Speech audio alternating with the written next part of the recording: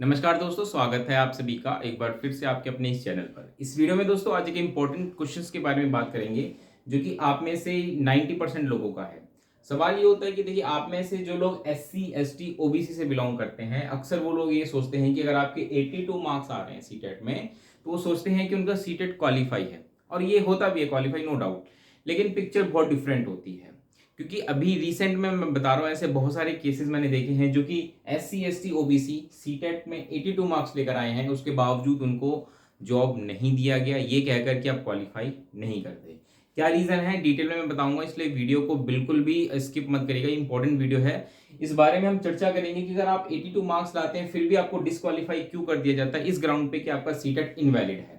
Detail में चर्चा करेंगे। चलिए वीडियो की शुरुआत करते हैं। देखिए, जैसा कि मैं आपको बताऊं कि क्वालिफाइंग मार्क्स की मैं बात करूं, तो क्वालिफाइंग मार्क्स में अगर आप जो ऑफिशियल नोटिफिकेशन है सीटेट का, जो कि सीबीएसई की वेबसाइट, जो सीबीएसई एग्जाम कंडक्ट कराती है, तो जो सीटेट की ऑफिशियल वेबसाइट है ctet.nic.in, यहाँ से जो हम नोटिफिकेशन डाउनलोड करते हैं सीटेट का, अगर आप उसको डिटेल में पढ़ेंगे तो वहां पे क्वालिफाइंग मार्क्स को लेकर के जो जानकारी है वो इस प्रकार से है कि भाई आपके 60% या उससे ऊपर होने चाहिए। ठीक है, 60% या ऊपर, उससे ऊपर होने का मतलब ये है कि आपके 90 मार्क्स होने चाहिए। नोटिफिकेशन में ये कहीं मेंशन नहीं कर रखा कि आप किस कैटेगरी से बिलोंग करते हैं, मतलब जनरल है, एससी है, एसटी है, ओबीसी है, क्या है, इससे कोई फर्क नहीं पड़ता। सीटेट की नोटिफिकेशन में बस इतना लिखा है कि आपके 60% से ज्यादा मार्क्स होने चाहिए, तभी आपका सीटेट क्वालिफाई माना जाता है। लेकिन उसके साथ साथ एक क्लॉज, सब क्लॉज और ऐड कर रखा है, जिसमें कि ये बात क्लियर कह रखी है कि जो गवर्नमेंट, चाहे वो सेंट्रल या स्टेट गवर्नमेंट हो या लोकल बॉडीज, वो अपने हिसाब से ये तय कर सकती हैं कि ड्यूरिंग द रिक्रूटमेंट प्रोसेस कि वो आपको रिजर्वेशन बेनिफिट देना चाहती हैं या नहीं देना चाहती, या देना चाहती है तो कितना देना चाहती हैं। तो अगर आप देखें, अगर मैं जनरल बात करूं, तो जैसे सेंट्रल गवर्नमेंट में केवीएस हो गया, या स्टेट गवर्नमेंट में बाकी एग्जाम्स हैं, DSSS भी हो गए। ठीक है, ये सब क्या करते हैं, ये जनरली क्या करते हैं कि जनरल वालों को 60% पे क्वालिफाई मानते हैं सीटेट, यानी कि 90 नंबर। लेकिन एससी, एसटी, ओबीसी ये क्या करते हैं, इनको 55% मार्क्स पे क्वालिफाई माना जाता है, यानी कि 82 मार्क्स पे सीटेट क्वालिफाई माना जाता है। लेकिन केवीएस और डीएसएस की कहानी बहुत अलग है। केवीएस एक सेंट्रल बॉडी है, यहाँ पर आपका जो भी एससी, एसटी, ओबीसी हो सेंटर का होता है, वो चलता है, हर जगह चलता है, उसमें कोई दिक्कत नहीं है। DSSS भी जो कि स्पेशली दिल्ली के लिए है, दिल्ली के लिए। तो दिल्ली में मैं आपको बताऊं कि दिल्ली में जो ऐसा नहीं कि दिल्ली के लोगों के लिए कोई अलग से सीटें रिजर्व होती हैं। दिल्ली में आप एससी, एसटी, ओबीसी कहीं के भी हैं, सेंट्रल के, कहीं का इन द सेंस सेंट्रल के, तो आप यहाँ पे इक्वली फाइट करते हैं, कोई दिक्कत नहीं है। तो कहने का मतलब है, अगर आप केवीएस कह लीजिए, डीएसएसबी कह लीजिए, यहाँ पे तो एक तरीके से सभी के लिए कॉम्पिटिशन ओपन होता है। दिक्कत कहाँ आती है, दिक्कत आती है स्टेट गवर्नमेंट में। अगर स्टेट गवर्नमेंट की कोई वैकेंसीज हैं, वहां पे अगर आप अप्लाई कर रहे हैं, तो बी केयरफुल कि आप इलिजिबल हैं रिजर्वेशन के लिए या नहीं है। इसको मैं एग्जांपल से समझाऊंगा। एग्जांपल क्या, मैं आपको बिल्कुल एक प्रैक्टिकल एग्जांपल ही देता हूँ। अभी रिसेंट की बात, जैसे कि बीपीएससी का अगर आपने नाम सुना होगा, BPSC, Bihar public service commission, ये जो है ये रिक्रूटमेंट करती है टीचर्स की। बहुत सारे रिक्रूटमेंट प्रोसेस कर चुकी है, और जो सबसे इंपॉर्टेंट रहा है इसका TRE 1, अगर आपने सुना हो, TRE 1, TRE 2 और TRE 3, जो कि अभी रिसेंट में चल रहा है। इस दौरान हमें बहुत सारे ऐसे केसेस देखने को मिले कि ऐसे कैंडिडेट जो SC, ST, OBC इन कैटेगरी से बिलोंग करते हैं, इसके बावजूद उनके 82 मार्क्स पे सीटेट क्वालिफाई होता है, लेकिन बीपीएससी ने उनको बाहर कर दिया, ये कहकर कि आप एलिजिबल नहीं है। ऐसा क्यों किया? ऐसा इसलिए किया कि जो बिहार है वो ये कहता है कि भाई SC, ST, OBC ये उनके स्टेट का होना चाहिए, बाहर के स्टेट का वो नहीं मानेंगे। समझ रहे हैं मेरी बात? अगर आप बिहार बीपीएससी दे रहे हैं, तो SC, ST, OBC आप अगर बिहार के हैं तो 82 मार्क्स पे आपका सीटेट क्वालिफाई है। अगर आप कहीं अदर स्टेट के हैं, अगर आप यूपी के हैं, आप मध्य प्रदेश के हैं, आप हरियाणा के हैं, कहीं के हैं, और आप वहां पे SC, ST, OBC हैं और 82 मार्क्स लेकर आ रखे हैं, और आप सोच रहे हैं कि आपका सीटेट क्वालिफाई है, तो आप केवीएस, डीएसएसबी में तो बिल्कुल नो डाउट आराम से आइए, कंपटीशन में बैठिए, या हरियाणा या वहां की कोई अपनी स्टेट की वैकेंसी है वहां देखिए। लेकिन जब अदर स्टेट में जाते हैं तो आपको बाहर के कर दिया जाता है ये कहकर कि आप जनरल हैं। आप मेरी बात समझ रहे हैं?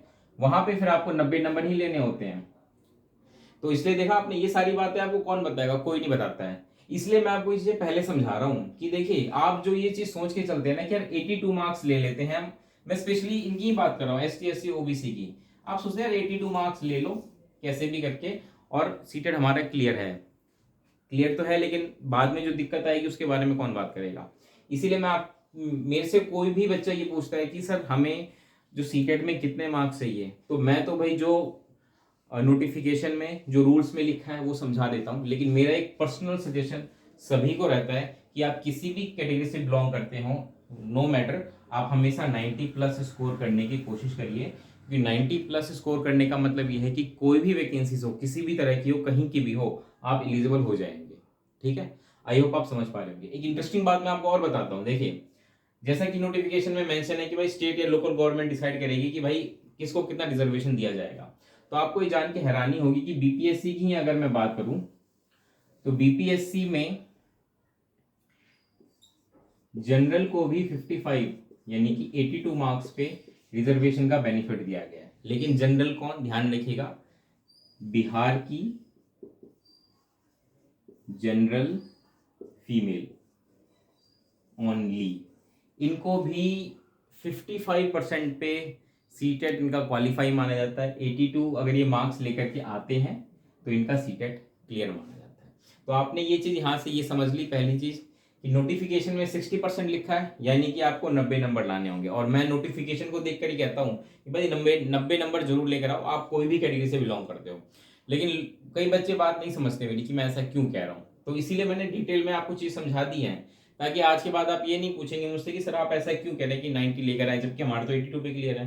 82 पे क्लियर है, लेकिन जब आप अदर स्टेट के लिए जाएंगे ना तो दिक्कत होगी।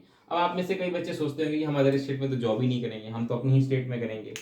तो देखिए, वो आपका पर्सनल डिसीजन है, लेकिन मैं आपको एक प्रैक्टिकल बात समझा देता हूँ कि जब तक आपकी जॉब नहीं लग जाती, आप ये मत सोचिए कि मैं यहीं जॉब करूंगा या वहीं जॉब करूंगा। आप बस ये सोचिए कि जॉब मेरी लग जाए, चाहे कहीं लगे।